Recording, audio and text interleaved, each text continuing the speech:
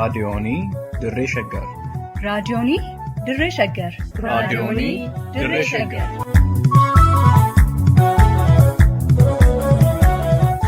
raadiyoonii Dirree Shaggar. raadiyooniin Dirree Shaggar torbanitti guyyoota 3 wiixataa roobii fi jimaataa galgala sa'aatii tokkorraa eegalee hamma sa'aatii tokkoo fi walakkaatti dambalii gabaabaa meetir baandii 19 kiiloo heerzii 17,575 irratti qophii dabarsuu amma jalqaba. raadiyoonii Dirree Shaggar.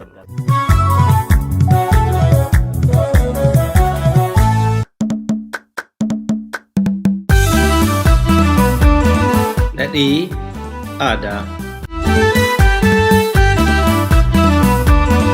Qophii nadhii aadaa jedhu kanaan dilbii aadaa Oromoon qabu kan qoratamee himamee fi barreeffamee hin dhumne keessaa irraa qicannee cuunfaa xiqqoo isiniif dhiyeessina. Nadhii aadaa.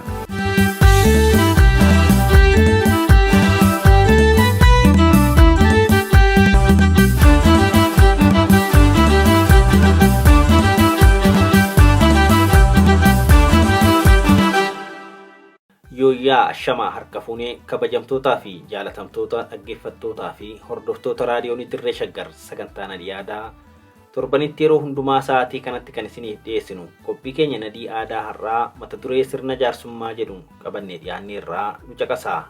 Qopheessaan Lammii Jabeessaa Gulaalaan Duubee Wayyeessaa kan isinii dhiyeessu immoo an Gurmecha Gammachuuti.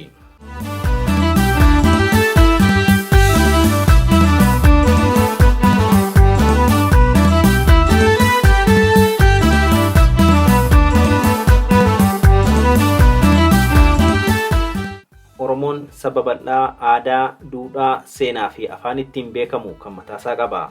Aadaa fi duudhaa isaa kanaanis walii isaa wajjinis ta'ee saboota biroo waliin tokkummaa fi jaalalaan jaarraa hedduuf waliin jiraachaa kan turee fi kan jiru akkasumas jiruu fi jireenya hawaasummaa keessattis ta'ee gaddaa fi gammachuu waliin hirmaachaa yeroo rakkoo wal gargaaraa yoo wal dhabe duudhaa sirna gadaa isaatiin rakkoo jiru waliin hiikkachaa wal araarfachaa waliin jiraachaa kan turee fi har'as ittiin jiraachaa jirudha.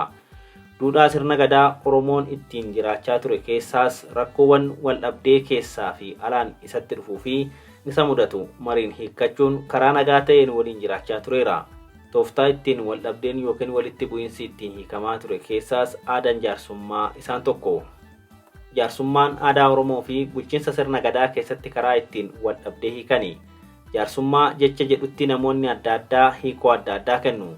Kunis namaa namatti bakkaa bakkatti hiikoon jaarsummaaf kennamu ergaa yookiin yaada inni dabarsuun tokko yoo ta'eyyuu jechoota yookiin hima adda addaatiin ibsamuu danda'a. Haa ta'u malee akka hawaasa Oromootti jaarsummaan yoo ibsamu garaagarummaa yaadaa qaama lamaa fi isaa ol gidduutti uumame tokko furuuf qaama muudame yookiin aangeeffame rakkoon tokko deebi'ee akka hin uumamneef qaama furmaata yookiin hiikuu danda'u yookaan ammoo namoota wal dhaban walitti fiduun bifa mariitiin araara buusuuf kan hojjetu jechuudha. Uummanni Oromoo jaarsummaa dhimmoota hawaasummaa, diinagdee fi siyaasaa keessatti bal'inaan kan fayyadamuu fi bu'aan gama kanaan argamus hedduudha. Yeroo garaagaraattis jaarsummaadhaan wal dhabdee hiikkachuun aadaa baratamaa fi bulchiinsa sirna gadaa keessatti abbootiin gadaa yeroo baalli wal harkaa fuudhanii baalli buttaa ayyaaneffatan ulaagaa abbootiin gadaa itti filataman keessaa tokko dandeettiin dubbii hiikuu isaanii gadi fageenyaan ilaalamuuni. Jaarsummaa kanaanis wal dhabdeewwan akka ajjeechaa yookiin gumaa baasuu, diigaa gaa'ilaa, adeemsa fuudhaa fi heerumaa, daangaa, wal dhabdee biyyaa fi maatii fi kan kana fakkaatan ittiin furatu. Hojiin gama jaarsummaan raawwatamus karaa sirrii fi seera qabeessaan yoo adeemsifamee bu'aa hedduu kan buusu akkasumas kisaaraa fi dubbii dabalataarraa kan nama baraarudhas. Jaarsummaan kan barbaachiseef qaamni wal dhabe yookiin yaadan tokko ta'uu dhabe dhimma isaa walii galteen yookaan tokkummaadhaan akka hiikkatuuf meeshaa barbaachisaadha. Kana yeroo jedhamu jaarsummaan qaama daangaa hin qabne jechuu miti. Jaarsoliin akka aadaa Oromootti rakkoo naannoo isaanitti uumame ni xiinxaluu ni sakatta'uu dhimmoota adda addaas ni ilaalu. Nama wal dhabe yoo arganis ni mariisisu. Rakkoo uumames karaa jaarsummaatti akka dhiyeeffataniif fedhii isaanii ni gaafatu. Araarri maal akka ta'e ni barsiisu. Araara buusurra kan darbe daangaan jaarsummaa qaama lamaanuu irratti miidhaa kan hin geessisnee fi rakkoo gamaa gamanaa madaalee ilaaluun murtii seera qabeessa fi haqa ta'e kan kennu. akkasumas waldhabdee uumame keessatti qaama balleessirratti murtee madaalawaa ta'e dabarsuu kan danda'udha. rakkoowwan gurguddoo jaarsummaa furaman keessaa muraasni isaanii kan itti aanee ilaallu kana ta'u.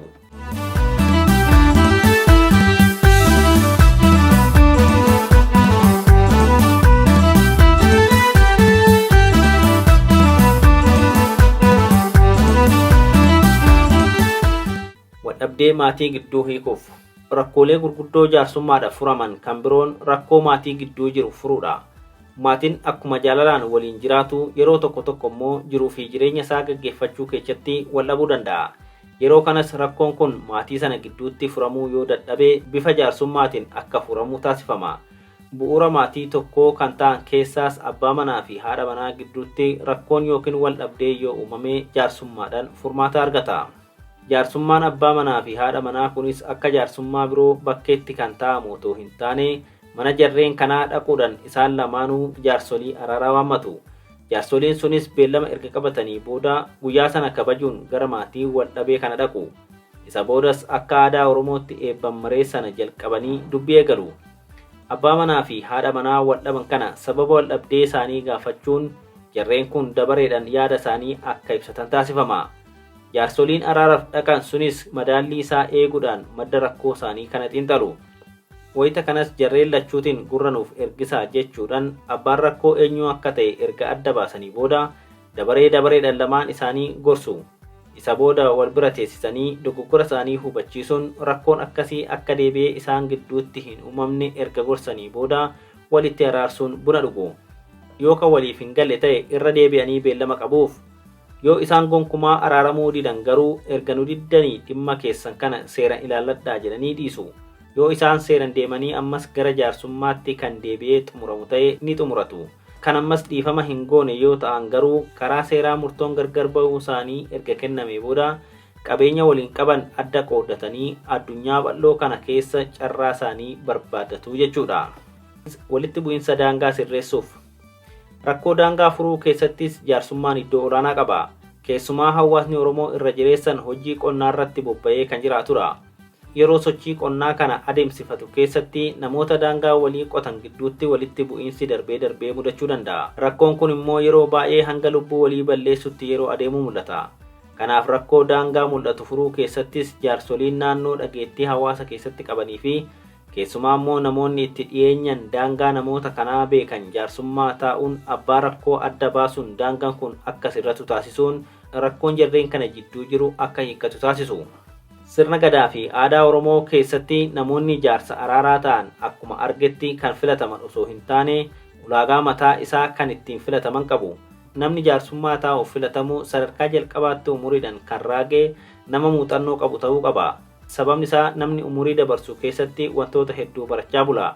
Tooftaa fi obsa ittiin rakkoo tokko furan beeka. Dabalataanis hawaasa gidduutti fudhatama kan qabu, hubannoo fi ogummaa kan qabu, murtii kennuu kan danda'u, iccitii kan eegu ta'uu qaba. Iddoo namni raage raaba keessaa kan jaarsummaa filataman ga'umsaalee dursinee tuqne kanniin guutuu akka qabus ibsama.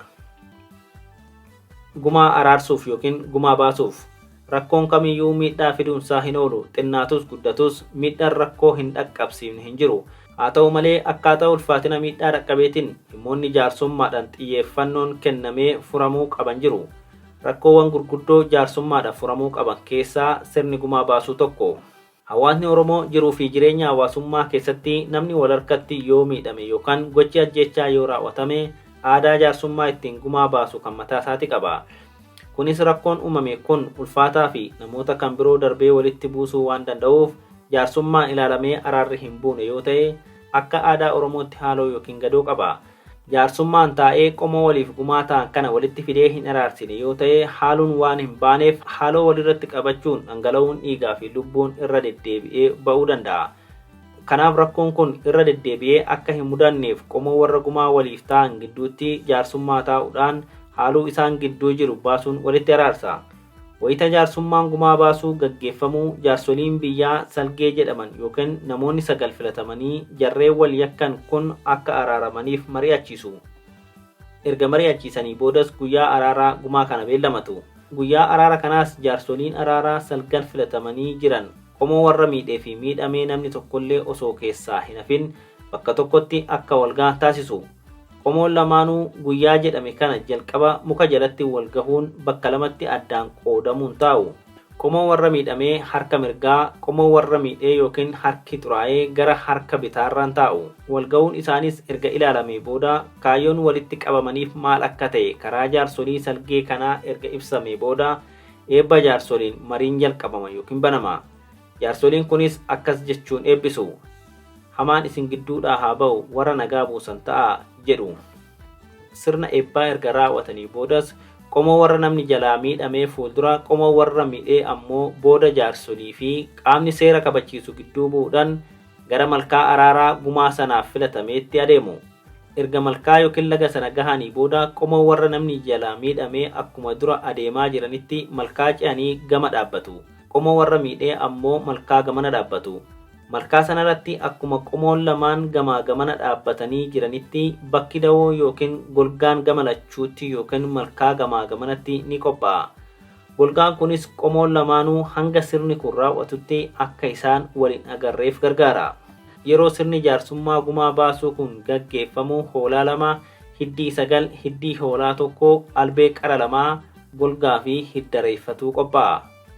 Maqaan hoolota lameenii Haraamee fi Araarsee jedhamu. Hoolaa ishiin malkaatti qalamtu Haraamee, isheen qe'eetti qalamtu ammoo Araarsee jedhamti. Isa booda namichi namni harkatti miidhame hiddii 9 laga gamaa gamana tokko tokkoon bubuusa. Kana booda hoolaa ishee Haraamee jedhamtu bishaan keessa dhaaba. Qomoo warra miidhamee marga harkatti qabatanii dhaabbatu. Sana booda qomoo warra miidhee keessaa namichi inni harki xuraa'e albee yookaan haaduudhaan hoolaa ishee Haraamee jedhamtu fayyaatti osoo jirtuu morma ishee osoo hin kutin garaa ishee walakkaa uree yookaan tarsaasee garasiin baasa. Isa booda namichi namni harkatti miidhame hoolaa garaa ishee tarsaase sana keessan harkasaa baafata. Qomoo warra namni jalaa miidhamees namni tokko osoo nafin golgaa huccuu keewwame sana jalaan garaa hoolaa sana keessa namicha harka baafatee jiru sana qabanii deebi'u. Hamma qomoon warra namni jalaa miidhame tokko tokkoon dhufanii harka isaa qabanii xumuranitti namichi namni harkatti miidhame sun harka isaa garaa hoolattii keessaa hin baasu. Ammasitti qomoo warra miidhee sun immoo marga qabatanii dhaabbatu. Kunis araara buusuu agarsiisa. Erga garaa hoolaa keessan harka wal qabuun raawwatee booda hoolaa Haraamee jedhamtu sana morma kutanii bishaan keessa gadi dhoksuun jirma irra kaa'u. Haaduun ittiin morma kutanis bishaanuma sana keessa bu'a. Sana boodas namichi nama ajjeese kun hiddii hoolaa kan jedhamtuu fi hadhooftuu duudaa baqaqsuun hoolaa bishaan keessa buute sana irra buusa. Akka hiikoo yookiin jecha jaarsoliitti hadhooftuun bishaan keessa bu'e kun cubbuu fi jibbi qomoo lamaan gidduudhaa badeera jechuu mul'isa. Sana booda namichi kun hiddii 9 harkatti qabatee hidda reeffaa kan jedhamu immoo miila isaatti hidhamuun qomoo warra miidhamee keessaa namni tokko hidda sana qabee fi si'a 9 laga irra deddeebi'u. Kunis inni isaa kanaan dura ija hamaadhaan si ilaalan ture, si ari'achaan ture, amma garuu araaramneerraa laga rakkoo wal ceesisuu dandeenyaa jechuudha. Namichi miilli isaa hidda reeffatiin hidhame kun hiddii salgan sana tokkoon tokkoon bishaan keessa bubuusaa si'a 9 malkaarra deddeebi'a. Xumura isa 9ffaa irrattis namichi miidhame sun qomoo warra miidhameetti makamuun qomoo sana keessaa namni tokko hidda reeffaa kana miila isaarraa hiikee bishaan keessa buusa. Kunis mallattoo araaramuu waliif dhiisuu isaanii mul'isa. Jaarsoliin biyyaas marga jiidhaa qabatanii qomoo lachuu erga jaarsummaadhaan rakkoo isaanii xumuranii gareen lamaanuu akka jaarsummaa yookiin araara kana irra hin darbineef akkaataa armaan gadiitti kakuu galchu. Waaqni tokko isin haa taasisu, yaada keessan tokko haa taasisu, ija jaalalaatiin wal ilaalaa. Lafti kan margaa haa ta'u, qabeenyi kan abbaa haa ta'u, eebbi kan waaqaa haa ta'u. Burqaan Haraameen irratti ba'e kun burqaa gogun ta'in, hammeenyi isin gidduutti hin argamin. Namni kakuu kana cabse qeensaa haa badu, qeesaatti quucarri haa dhalatu. Gumaan kun hamma qomoo 7tti isin gidduudhaa hin bahin jedhanii abaaru. Jaarsummaadhaan qomoon lachuu erga walitti araaramanii booda bishaan sanatti harka dhiqatu. Kunis waliif dhiifnee hirmii yookaan haaluun gidduu keenya ba'eera, tokko taaneerra, qulqulloofneerra jechuu ibsa. Malkaarratti erga kun hundumtuu raawwatee booda qomoon lachuu gara maatii warra namni jalaa miidhameetti jaarsolii araaraa waliin deemu. Erga achi ga'anii boodas hoolaa ishee Araarsee jedhamtu sana dhiyeessuun balbala maatii kanaatti qomoo lamaan gidduutti morma kutuun dhiigni erga bu'ee booda hoolaan kun qalamtee nyaataaf akka dhiyaattu ta'a. Hoolaan qalamte kunis osoo manatti ol hin deebi'in jaarsoliin akkas jechuun eebbisu. Nagaan haa buufatu, hamaan biyyaa haa badu. lagni araarri irratti gaggeeffame horiif haa sifaa'u. Haaloon garaa keessan keessatti hin argamin warra garaa tokkoo warra yaada tokkoo ta'a. Dhadhaa fi mataa ta'a, abbaa fi ilma ta'a, gumaa fi gumee isin irraa haa qabu. Obboloota ta'a, walirratti du'a. Kan akkasii lammaffaa isinitti hin deebi'in. Gumaan kun hamma qomoo torbaatti isin gidduutti hin argamin jechuun eebbisuun rakkoolee gurguddoo hawaasa gidduutti uumaman hundumaa keessaas gumaa baasu. Walumaa galatti jaarsummaan jiruu fi jireenya hawaasaa guyyaa guyyaa keessatti gahee olaanaa kan qabuu fi sochii hawaasummaa, diinagdee fi siyaasaa keessattis gaheen inni qabu guddaadha. Kanaaf jaarsummaan aadaa Oromoo fi bulchiinsa sirna gadaa keessatti karaa ittiin wal dhabdee hiikan keessaa isa hangafaa ta'uu isaati. Kanumarraa ka'uunis jaarsummaan hawaasa Oromoo gidduutti bu'aa hedduu kan qabu ta'ee garaagarummaan qoqqooddan yakki akka hin babal'anneef meeshaa akka furmaatatti gargaarudha. Waldhabdee gama hawaasummaan, diinagdee fi siyaasatiin jiru hiikuudhaan qaama bu'a qabeessa ta'ee hawaasa tajaajilaa turee fi tajaajilaa jiru ta'uu isaa beeknee itti fayyadamuun aadaa keenya gaarii kana sirnaan itti fayyadamuu qabnaa jenna. Egaa kanarraaf qopheeffannee xumurreerra. Waan nu caqastaniif ulfaadhaa. Nama torbanii nunaa jedhu horaa bulaa deebanaa.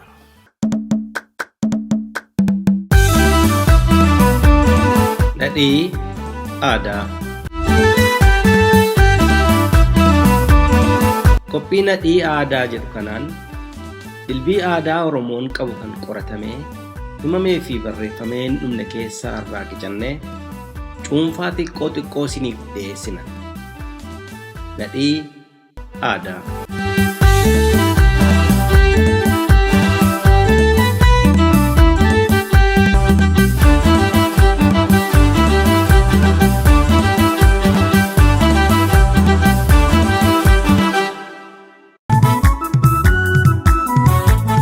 Raadiyoonii Dirree Shaggar.